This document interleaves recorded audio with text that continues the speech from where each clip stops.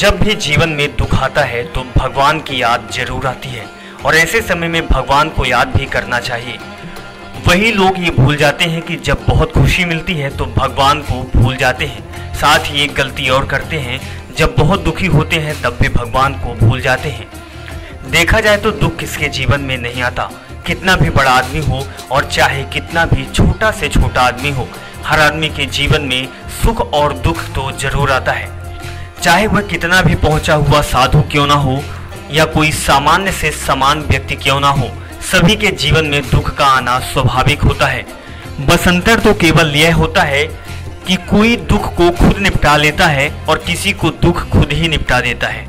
यदि किसी के जीवन में दुख आता है तो सांसारिक रूप से इलाज और प्रयास जरूर करना चाहिए, लेकिन हनुमान जी की एक शिक्षा को भी नहीं भूलना चाहिए, जो है अकेले में और एकांत जाकर परम शक्ति और परमात्मा का स्मरण और ध्यान करना। आपको सुंदरकांड की कहानी मालूम ही होगी, जिसमें अशोक वाटिका में बजरंगबली ने सीता माता के सामने श्री राम का गुणगान करना शुरू किया। जिस वक्त सीता माता अशोक के वृक्ष के नीचे उदास बैठे हुई थी और हनुमान जी इन पंक्तियों को कह रहे थे, रामचंद्र गुण वैरन लागा, सुनते ही सीता कर दुख भागा।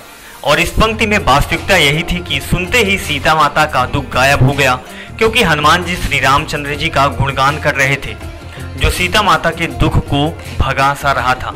जब हनुमंत निकट चली गाऊ, फिर बैठे मन विषय भाऊ।